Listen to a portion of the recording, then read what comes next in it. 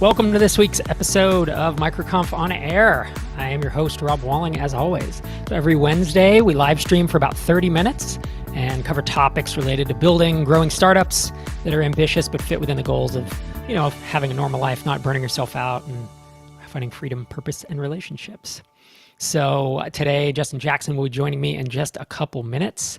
But first, I want to mention the MicroConf Connect exclusive meetaways. And what these are is an event we're having this Friday at, I think it's 1 Eastern. And if you're in MicroConf Connect or you received an email from producer Xander and my team, in essence, Meetaway is an app that allows for one-on-one chats, and it kind of spins through a bunch of people over the course of, however many minutes we set it for. I believe the chats are about 14 minutes. And the idea here is just to talk with someone, maybe someone you already know, maybe it's someone new, and you do get to specify some preferences and say some things about yourself. And then it just rolls. And I think it's going to run for about 90 minutes and 14 minutes per chat. And you can kind of, come and go and be paired up with folks and have interesting conversations with interesting startup founders. So that's MicroConf Connect Meetaways. It's coming this Friday. If you miss an episode, if you ever miss an episode of MicroConf on Air, we have a podcast, and you can search that in any podcatcher and listen to them asynchronously. As always, special thanks to Basecamp and Stripe. They are headline partners for the year, and we thank them for making what we do just a little bit easier. So today, I'm going to bring Justin Jackson into the feed, and he and I are going to be digging into recession-resistant Bootstrapped SaaS, plus talk about the myth, of personal branding when growing your SaaS company. Justin Jackson, if you're not familiar with him, he's a co-founder of Transistor, which is a podcast host, and he is host of the Build Your SaaS podcast. Mr. Jackson, sir, thank you so much for joining me. Yeah, it's good to be here. This is fun. Yeah. I like your triad of purpose, freedom, and relationships. Is that right? Yep. I remember you mentioning that. I heard it I was on a flight, and I just remember it really resonating and going, because I was kind of struggling with, maybe my business wasn't doing very well at the time or something. And I was like, what am I doing this for? Like, what's the purpose? And then you said those three things, and they resonated so strongly with me. I've kind of adopted them myself. So whenever I'm thinking about, like, what do I want to do? It's like, okay, does this give me purpose? Does it help me with, connecting with people, which I really like? And does it give me more freedom? And yeah, it's been a nice filter for for deciding what I'm going to do. Yeah, it's good to hear. And that's what I use it for as well, right? Is I found in my life when I don't have all three of those things that I become unhappy over time. If before I had freedom, of the entrepreneurial things that we do and was working a day job, it was like a big struggle to stay happy. But then I got it. I achieved freedom, and I was working like 10 hours a week. I had a bunch of little, I kind of did the 4-hour work week type thing for about 10 months. And I didn't really have a purpose. And I got really, really bored. So it's, it kind of cuts all three ways. For folks listening, if you have questions for either on these topics or just general questions for Justin or I, feel free to put them in the MicroConf on Air channel in MicroConf Connect, and we'll just pick those out anytime. Producer Xander will bring them to my attention. Sorry, Justin, were you going to say something else about that on the freedom purpose relationships? I think one thing that's been interesting for John and I now is when you're building a company, at the beginning, your purpose is just to get that initial bit of freedom to be able to, okay, I just want this to pay my bills. And I distinctly remember getting to, I think Transistor was paying me around $5,000 a month. And almost like as soon as we hit that bar and it was just enough to live on, I was like, good. And then once we hit this, we had this MRR number in mind. And then once we hit that, I think our struggle since then has been, what do we do now? Like, what's the purpose once we hit this? And so we've had lots of conversations about that of, the purpose piece, I think, changes.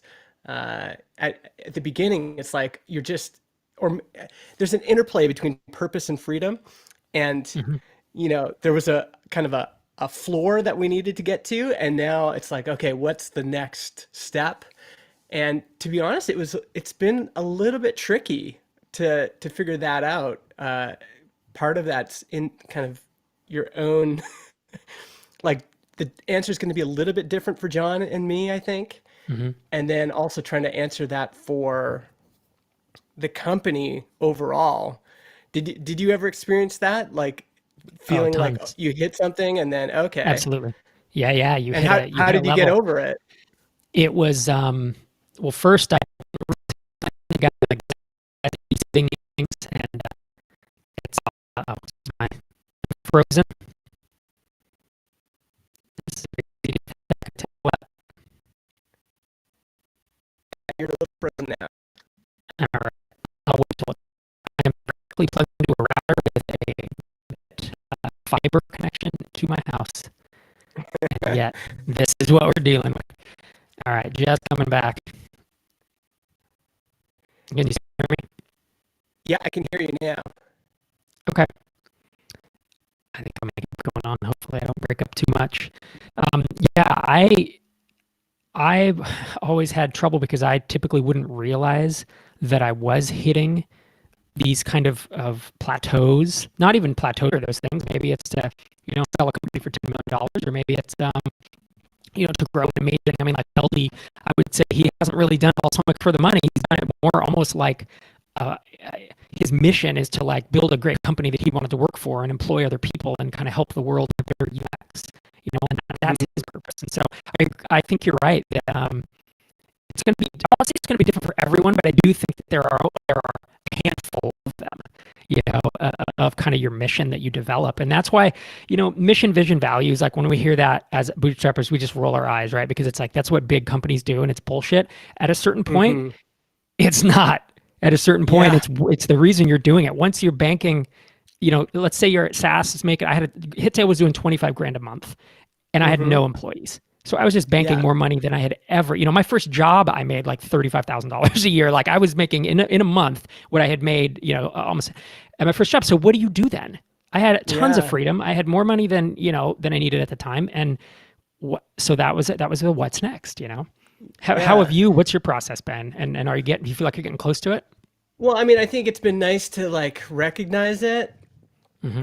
Um, what, yeah, recognize it. And the other thing I've been doing is trying to talk to people who have had some success, Yeah. because it really is two camps.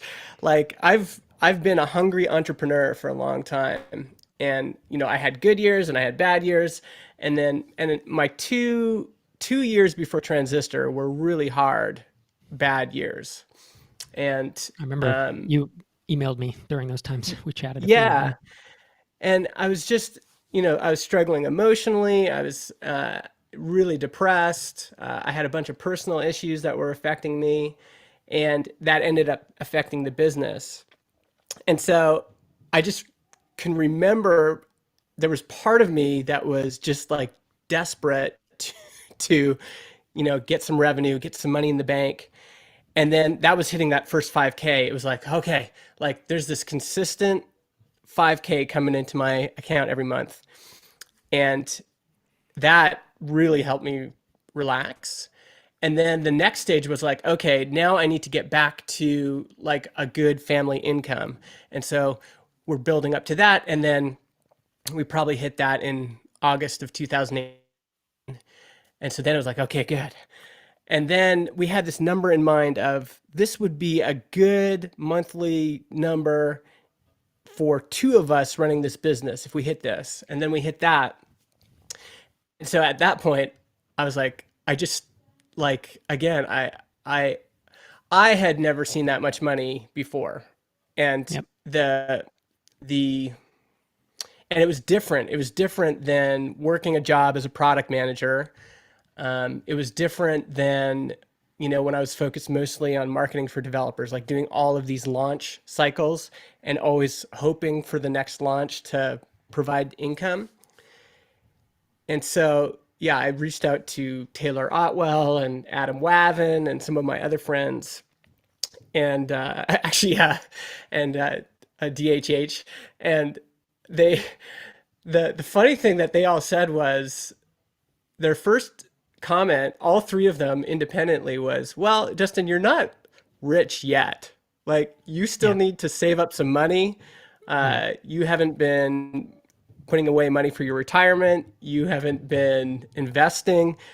You need to do that next." And so that gave me some idea of like, okay, there's still a purpose here. Like, I still need to provide a nice backup for my family.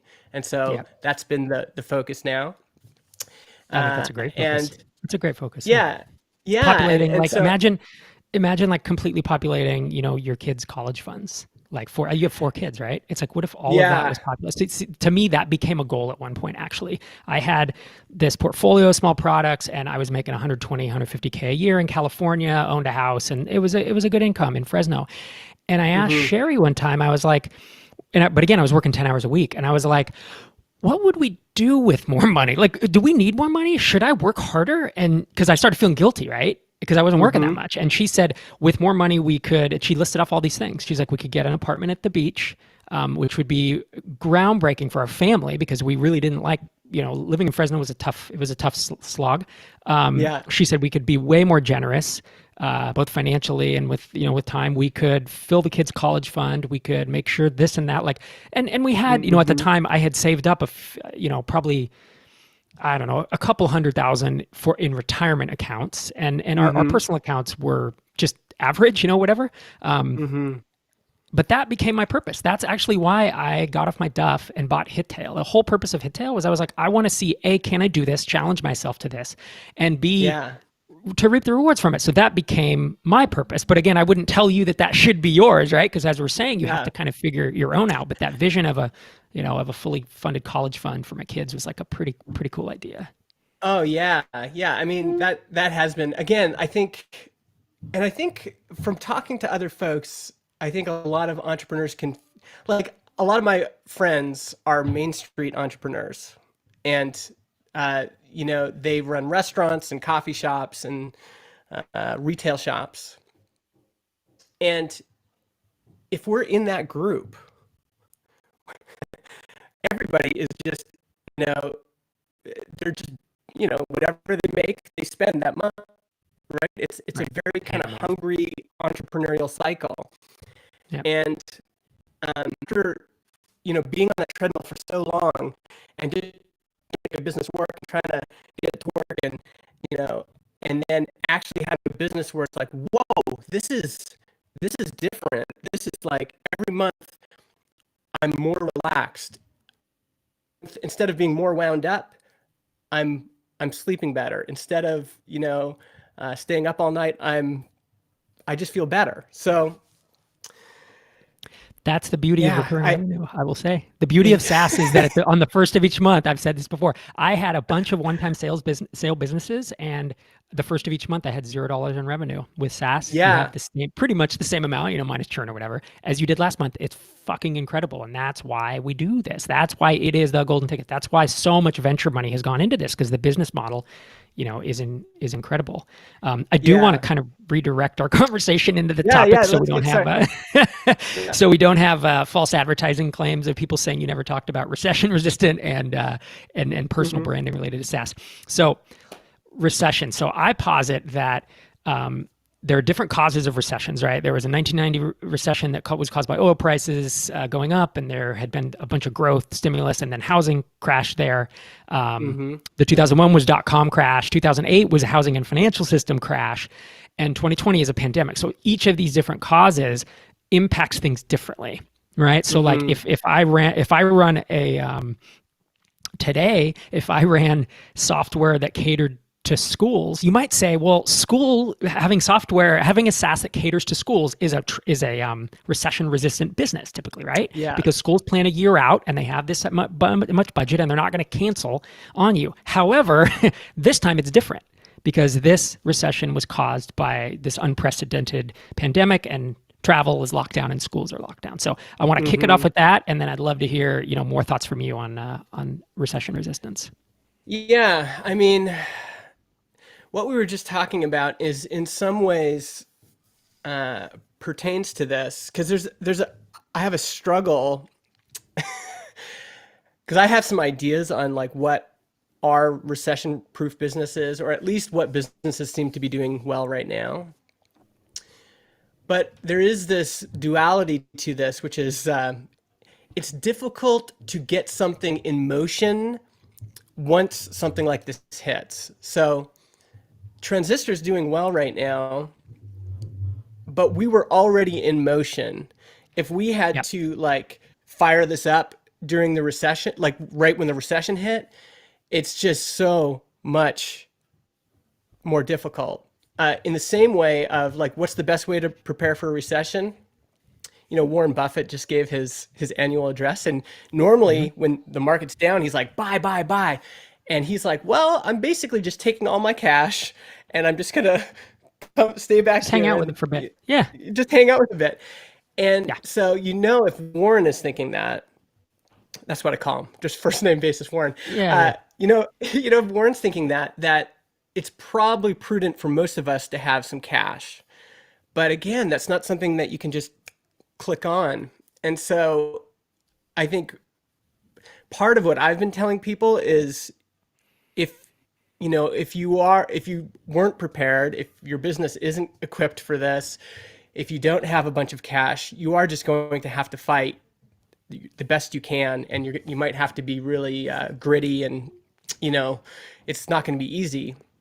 But you should be thinking, the next time this happens, I want to be prepared. And for me, that's meant saving up at least 6 months worth of expenses, and it sounds like a year or 2 years is better right now. And and also understanding that I think it's possible to survive a recession as a gritty entrepreneur, but it's going to be difficult to quickly build a business that truly takes advantage of some of the Sure. characteristics we're seeing right now. I don't know what you think. Yeah, especially with SaaS because it just takes so long, right? I mean, maybe there are things if you could build an info product, a course, a book a lot quicker than trying to get a Hmm. SaaS off the ground and cater to people who are perhaps getting the developers getting laid off. You could create info for them on whatever, whether it's to teaching them how to launch a business or whether it's talking about here's how to get jobs or whatever.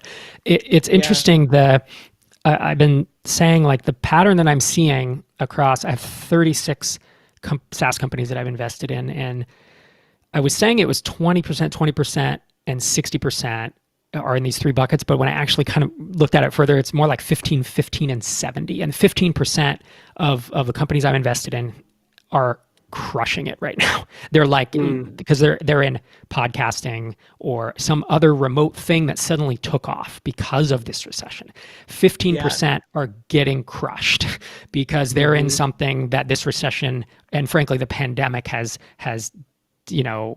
ground to a halt, like schools, like senior living would be an example, right? And Mm. I don't know, there's other travel, right?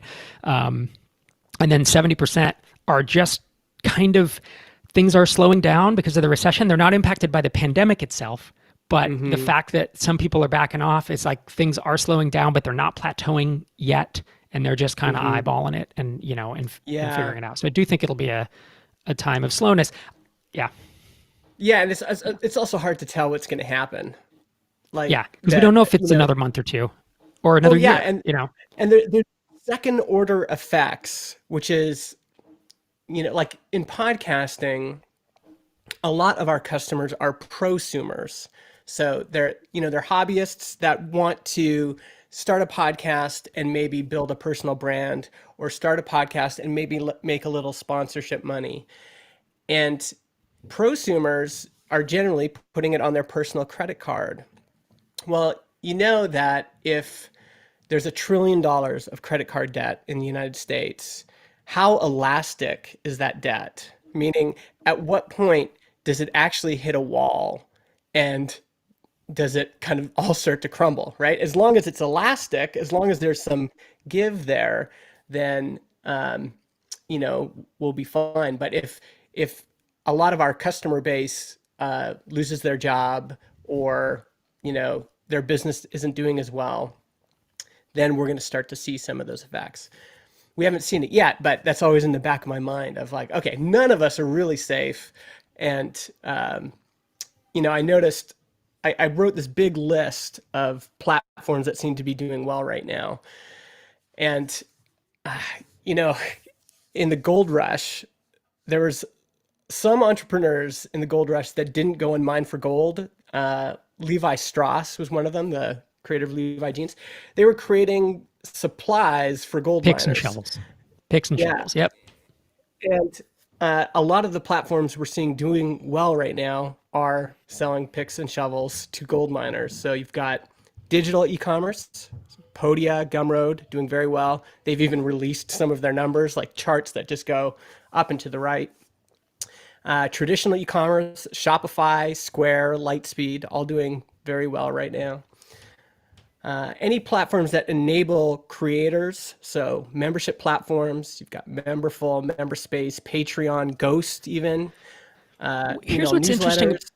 Here's what's interesting about these companies is if we weren't in a pandemic where everyone's locked down, I actually don't think that they A, wouldn't be going up and to the right, and B, I think they would be slowing down along with everyone else, because I wouldn't necessarily shop more online if I could leave my freaking house, you know what I mean? And I think most of the world would. So I think that's where we need to differentiate here, is there's a difference between this unprecedented lockdown and a recession, which has it's technically started, but we're really not into the meat of it yet, Yeah. The other thing I want to say, because we kind of have to move on to the next topic, I think I was almost wondering, is it even worth factoring this into your decision when you start your business? Like, let's say you were thinking about starting a SaaS company. Should one of the criteria be, is this recession resistant? I'm not sure that it should be, because there's one recession every 6 to 10 years, and it typically lasts 6 to 15 months. So should that guide your whole thought process? Should it be even a factor? And I'm not saying it shouldn't or should or should not, but it's certainly less important to me than other factors like, price sensitivity, market size, ease of reaching them online, and or the other one, net negative churn, right? Those are my 4 that I would look at. I think there's a principle here. Like, a lot of these companies were already doing well, like they were already growing beforehand. I can't really see an example here that wasn't growing beforehand. So the fundamentals were already good. Yep. And I think the principle is that if we look through the history of commerce, a good bet is selling tools and supplies for other people, right? That enable other people to be creative or enable other people to sell online. The infrastructure that runs, like, everyone wants to start a coffee shop because it's super cool and everything, but Visa and MasterCard make a lot of money just off coffee shops, right? They're enabling the commerce. And I think in general, that's a good bet. And again, like, when I look at this list, there's almost everything that's kind of in this category. Even like Tailwind UI by Adam Wathan and Steve Shoger was doing really well before, and then they launched it during the pandemic, and it's done incredibly well, right? But they would have done well either way. It also just happens to be not a bad thing to sell during a pandemic and a recession, because people want to be building their own things, creating their own things. So, I think the fundamentals in a lot of these businesses are kind of good already, as opposed to, it's just, I think it's gonna be a lot harder for most entrepreneurs, like even someone like me, to build a content business that's going to get to that level. So like content businesses have actually, I think, struggled a little bit. The online course platforms and things like that. It's just, you'd think that they'd be doing amazing, which is right now. Counterintuitive. Yeah, that's counterintuitive. We have a question from YouTube. So we have about 4 or 5 minutes left, so a little tight on time. We have a question from YouTube, and he asks. It's from Christian Foden. He said, "Did each of you set out with a goal of building a SaaS product?" I asked because we've been writing custom software for ages. Bespoke stuff is what he says, and are on the verge of being able to start a SaaS, licensing a product that we own, but it's been a slog to get there, and a lot of the last 4 years has been a learning curve. You have a quick 1 minute thought on that? Yeah, I mean, for me, I have this metaphor of surfing. So I felt like I was just swimming around in the waters, and I was kind of swimming around in the podcasting waters, and then I noticed the wave of opportunity come, and that just seemed like a good opportunity. So I paddled out and I tried to get up on it. Um, I I think there are other models that are like, if I was Adam Wathan and I saw the opportunity for Tailwind UI, I would have done that because that's a great opportunity. It's not SaaS, it's one-time sales, but unlike me, he can do one sale and, him and Steve, they can do millions of dollars in revenue. Whereas a launch for me was, a good launch was 30 or 50 grand. So depending on the opportunity, how good of a fit it is for me, those are the things I would be considering. SaaS is great, but it has to kind of match up with those other things as well. Yeah. And for me, I started building in 2000, so there was no SaaS really. And I kind of started having success in 2005. So again, there really wasn't, there was there wasn't SaaS as we know it. It wasn't called that. But the moment that I learned that you could have recurring revenue when I was running one-time sale products, I was like, how do I do that? I want to go to there. And I also, with downloadable software, I had this invoicing software people would download and then they would run it off of their web server, okay, or shared hosting account. And it was like FreshBooks, but you kept your own data basically. And the headaches of troubleshooting their shitty setups and dealing with the web hosts who block this and that plugin, hours and hours and hours. And then if we shipped a bug and we had 500 customers using this, it's like you have to literally email them a new file, right? Or email them a new version. And then if there's a database change, they have to run a script on their production database. And you have hundreds of customers with hundreds of... So when I learned that you didn't have to do that and the revenue was recurring, I was like, sign me up. So that was 2008 or 9. And I acquired something called Webbing Toolbox that was pretty much unlaunched mostly. And that was a B2C SaaS, which doesn't work very well, and then branched it up to Hittail in 2011, and then of course building Drip in 2012 was like I'm on this plane now, and this is what I want to be doing for the rest of my career, So I become more. But it's always this. It's always the size and shape of the opportunity. Like Ian Landsman does installed software, so you never want to say like don't do it, but if the size and the shape of the opportunity looks good, like wave looks good, and it matches your writing style or whatever, like get on that wave. That makes way more sense than trying to force recurring revenue if it doesn't match kind of the shape of the wave. Well, yeah, and for Ian, it's a competitive advantage because there's no one, everyone's doing SaaS now, so he's one of the very few that you can download on-prem, right? And that's one of the reasons that it works. So I think that's it's to zig when everybody else is zagging, right? Everyone's going towards SaaS. So should you consider the alternate? All right, we're 1 minute over, but I have one more question from Slack, and we'll lightning round it, and then we'll wrap it. Do you think you should hedge against the risk of running your own startup by investing? And I think what they're saying is, should you put money in public markets to hedge against the risk of running your own startup?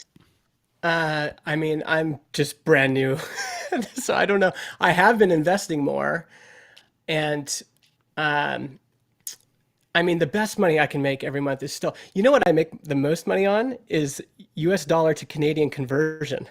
So for me, it makes way more sense for me to time the conversion market than try to time the stock market. I'm still playing in the stock market, but if you are not in the US, if you're in Australia or Canada, it makes way more sense for you to get a good conversion service or whatever, and really figure out the timing of that, and you'll make way more money than you would in the stock market.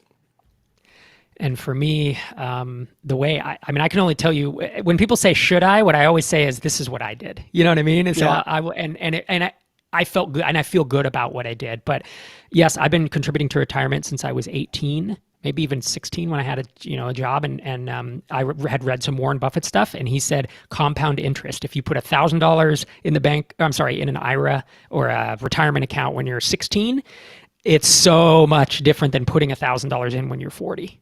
Because it has years to compound and compound and compound. So I was putting just nickels and dimes away. It wasn't that much. I was making $5 an hour minimum wage.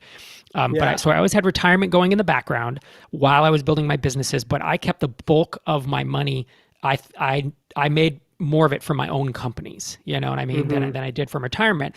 There were a few years where things were lean, and I did not contribute to retirement in order to fund Hittail and Drip, but it was at the point where I was like, this is going to be many millions of dollars. And if I take this 15 grand and don't put it in the account this year, it's going to help me hire another person or whatever. So there were a few times I did that, but overall, I mean, even when I sold Drip, I don't remember what the number was, but I had maybe $300,000 socked away in retirement accounts. You know what I mean? So I would have been, so if Drip was my retirement plan, but if that hadn't worked out, yes, my wife and I, Sherry, had been contributing for years, as much money as we could to get into retirement.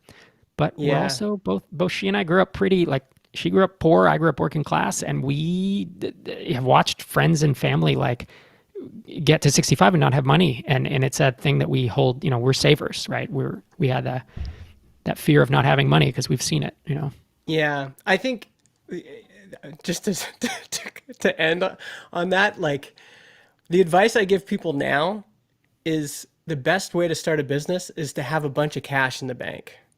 If you've got a bunch of cash in the bank, whatever that is for you, the margin it gives you, so much better. Yep, absolutely. Well, sir, if folks want to hear you pontificate about this kind of stuff every week, they can go to Build Your SaaS, which is your podcast. If they want to see what you're up to, they can go to transistor.fm. That is your SaaS app, your podcast hosting. And of course, you are MI Justin on the Twitters. Yeah. Thanks so much for joining me, man. Yeah, thanks. This is fun. Awesome. And so coming up, we have next Wednesday, May 13th, Sarah Hatter from CoSupport talking about the emotional investment that is customer experience. See you next week, same time, same place.